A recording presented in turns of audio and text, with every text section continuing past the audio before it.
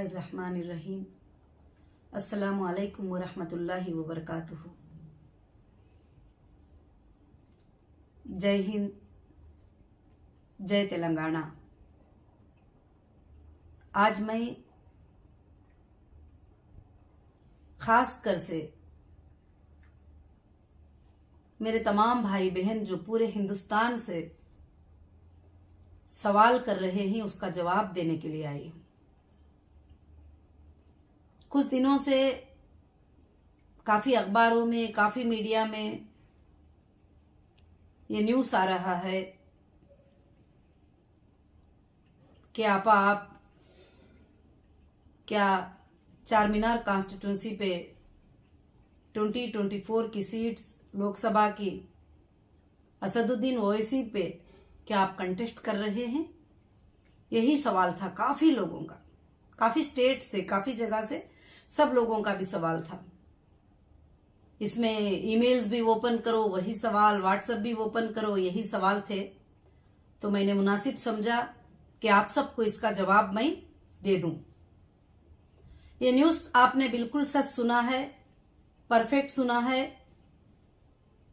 मैं इंशाअल्लाह 2024 लोकसभा इलेक्शन हैदराबाद चार मीनार सीट्स कॉन्स्टिट्यूंसी से कंटेस्ट करने के लिए जा रही हूं और ओवैसी साहब से कंटेस्ट करने को जा रही हूं। ये मैं आज से कंटेस्ट नहीं कर रही हूं। 2012 से जब ओवैसी साहब ने झूठा एक FIR करके आप तमाम मुसलमानों को तोड़ने की कोशिश की, उस दिन से मैं कंटेस्ट कर रही हूं। मैंने नीचे के कोर्टों में कंटेस्ट किया और गलत तरीके से आधी रात में घर में ऑफिसरों को अपना पॉलिटिकल पावर बताकर भेजने पर मैंने कंटेस्ट किया और नाहक से उठाकर अंदर रखकर हजारों मुसलमानों के, लाखों मुसलमानों के घरों की रोजी को बंद करवाने के ऊपर भी मैं अंदर बैठ के उस पर कंटेस्ट किया। और कंटेस्ट ही नहीं किया, हर कंटेस्ट में मैं जीती हूं। सेशन कोर्ट से लेकर, हाई कोर्ट से लेकर, 100 करोड़ का मानहानि के केस से लेकर मैं जीती हूं। इंशाअल्लाह 2024 में लोकसभा की सीट भी मैं जरूर से जीतूंगी। मुझे उम्मीद है, मुझे यकीन है कि मैं उस इंसान पे कंटेस्ट करने को जा रही हूं जो मुसलमानों का नाम लेकर गद्दारी करता है और आंखें बंद करके झूठे दावे करता है और आंखें बंद करके दिल में गद्दारी रखकर झूठे स्पीचें देता है।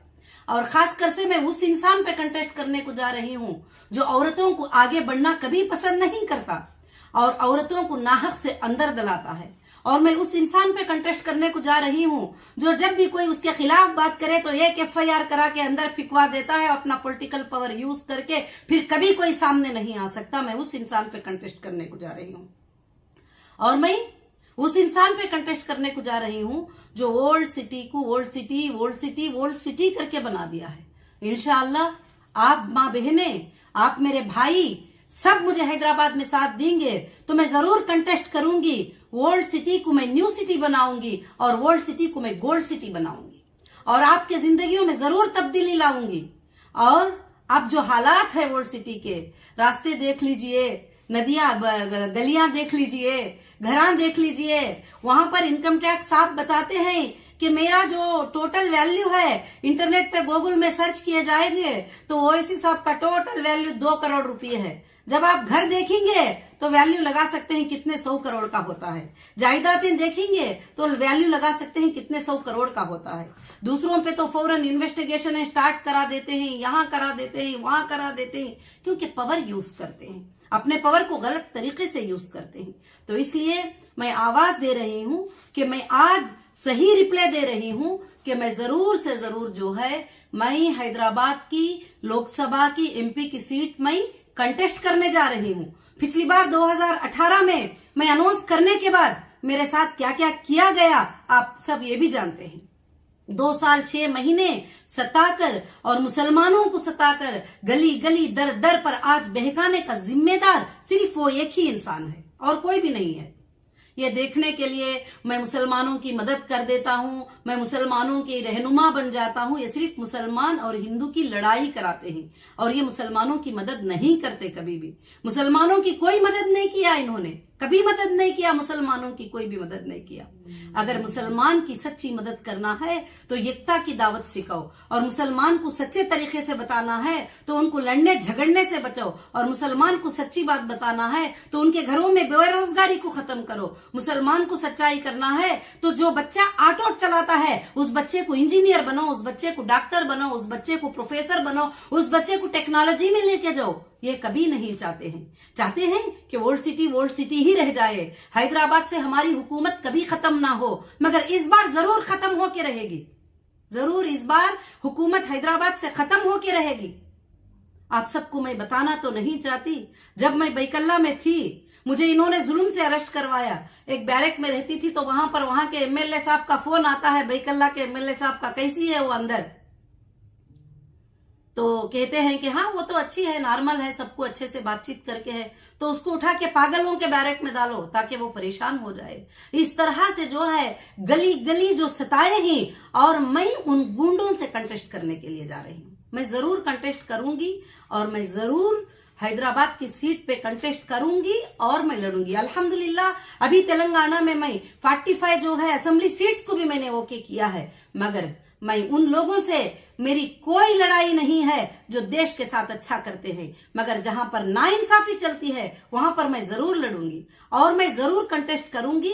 यही मेरा जवाब है, मैं आप सबको देना चाहती हूं। मैं तमाम हैदराबाद के लोगों के लिए, तेलंगाना के लोगों के लिए, खासकर से लोकसभा की हैदराबाद की सीट के लिए मैं ये बताना चाहती हूं कि अगर आप सब साथ देंगे, अगर मुझे जिताएंगे, मुझे विन कराएंगे, आपके बच्चों की स्कूल की फीस LKG से लेकर MBA तक मैं पे करूंगी, और आपके मेडिसिन, आपके दवाइयां और आपके हॉस्पिटल्स को मैं फ्री कर दूंगी। आपके घरों के गैस के सिलेंडर्स मैं फ्री भिजवाऊंगी, और आपके बिजली के बिल मैं पे करूंगी, और मैं जरूर से जरूर जो है वो वर्ल्ड सिटी को गोल्ड सिटी बनाऊंगी। और कभी आप वो गलियों में मच्छर नहीं देखोगे, कभी गलियों में बदबू नहीं देखोगे, कभी गलियों में ये नहीं, क्योंकि वो कभी भी ओल्ड सिटी को डेवलप होना नहीं चाहा। कोई भी नया प्रोजेक्ट वहां डेवलप होने के लिए आता है तो वो कभी भी आगे नहीं बढ़ते, मगर लड़ाई कराने में तो बहुत जल्दी आगे बढ़ जाते हैं।